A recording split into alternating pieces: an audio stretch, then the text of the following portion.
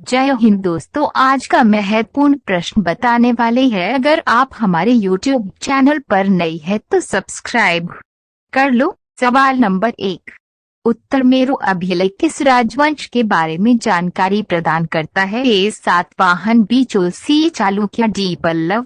Correct answer B Chola. Uttara Meru मंदिर में 8वीं शताब्दी ईस्वी के एक शिलालेख में स्थानीय परिषद के गठन, उम्मीदवारों के लिए पात्रता और अयोग्यता, विधि चयन, उनके कर्तव्यों का वर्णन किया गया है और चोल वंश में उनकी शक्ति का परिसीमन किया गया है। सवाल नंबर 2, भारतीय संगीत की उत्पत्ति कहाँ पाई जा सकती है? अथर्ववेदिक संहिता, बी सामवेदिक संहिता, सी यजुर्वेदिक संहिता, डी ऋग्वैदिक संहिता। करेक्ट आंसर बी सामवेदिक संहिता। सामवेद 4 वेदों में से तीसरा है। प्राचीन मूल हिंदू धर्म ग्रंथ ऋग्वेद, यजुर्वेद और अथर्ववेद के साथ, जिसमें भजनों का एक संग्रह, संहिता, भजनों के अंश और अलग अलग छंद शामिल हैं, लेकिन सभी 75 ऋग्वेद के सकल शाखा से लिया गया, जिसे गाया जाना था। विशेष रूप से संकेतित धुनों का उपयोग करते हुए, जिसे समागम कहा जाता है, इस वेद से भारतीय संगीत की उत्पत्ति का पता चलता है। सामवेद का उपवेद तकनीकी मैनुअल गंधर्व वेद हैं, जो न केवल संगीत के विषयों बल्कि नृत्य और रंगमंच के विषयों से भी संबंधित हैं। सवाल नंबर 3, लुम्बिनी में गौतम बुद्धवार के जन्म को किसके द्वारा चिन्हित किया गया था? एक मठ, बी एक पीपल का पेड़, सी अशोक मौर्य का एक कृत्रिम स्तंभ, डी प्रतिमा। Correct answer C Ashoka Maurya का एक कृत्रिम स्तंभ। भगवान बुधवार की जन्मस्थली लुम्बिनी 249 ईसा पूर्व में पवित्र स्थल की तीर्थ यात्रा के दौरान भारत के मौर्य सम्राट अशोक द्वारा बनवाए गए एक स्मारक स्तंभ द्वारा चिन्हित है। अशोक स्तंभ पर शिलालेख पवित्र उद्यान की पहचान करता है, जो 9 वर्ग किमी में फैला है, उस स्थान के रूप में जहां प्रबुद्ध का जन्म हुआ था। लुम्बिनी को अशोक के समय में रुमिनदेई के नाम से जाना जाता था। सवाल नंबर 4, निम्नलिखित में से कौन सी वस्तु पूर्व गुप्त काल में गैर निर्यात योग्य थी? ए लोहा, बी सोना, सी टिन, डी चांदी। Correct answer C tin.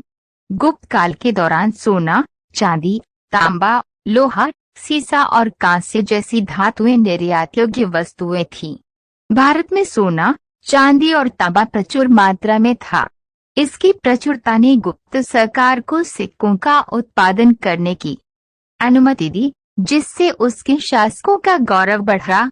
सवाल नंबर 5, ईसा पूर्व 4वीं शताब्दी से पहले मगध की राजधानी क्या थी? A Rajgir, B Pataliputra, C Varanasi, D Mathura. Correct answer A Rajgir. Magadh पर शासन करने वाले पहले बृहद रजवंश को माना जाता है। राजधानी हुआ करती थी गिरिराज, आज राजगीर। उदिन ने अपनी राजधानी को गिरिराज से पाटलिपुत्र में स्थानांतरित कर दिया। शेषनाग राजवंश ने राजधानी को पाटलिपुत्र से वैशाली में स्थानांतरित कर दिया। वैशाली महान मगध सम्राट की तीसरी राजधानी बनी। सवाल नंबर 6, बौद्धों के लिए प्रसिद्ध विक्रमशिला विश्वविद्यालय की स्थापना किसने की? A Mahipal, B Gopal, C Dharmapal, D Devpal. Correct answer C Dharmapal. Vikramshila विश्वविद्यालय भारत में पाल वंश के दौरान नालंदा विश्वविद्यालय के साथ बौद्ध शिक्षा के 2 सबसे महत्वपूर्ण केंद्रों में से एक था। यह नालंदा में छात्रवृत्ति की गुणवत्ता में कथित गिरावट के जवाब राजा धर्मपाल 783 से 820 द्वारा स्थापित किया गया था। प्रसिद्ध पंडित तिश को कभी कभी एक उल्लेखनीय मठाधीश के रूप में सूचीबद्ध किया जाता है।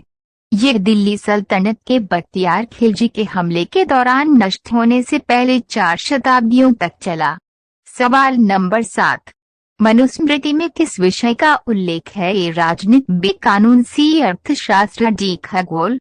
करेक्ट आंसर बी कानून। मनुस्मृति की संरचना और सामग्री का सुझाव है कि ये मुख्य रूप से ब्राह्मणों, पुजारी वर्ग और क्षत्रियों, राजा, प्रशासन और योद्धा वर्ग पर लक्षित एक दस्तावेज है। पाठ ब्राह्मणों के लिए कानून और अपेक्षित गुणों पर 1034 छंद सबसे बड़ा हिस्सा और क्षत्रियों के लिए 971 छंदों को समर्पित करता है। इसका श्रेय महान प्रथम व्यक्ति और कानूनविद मनु को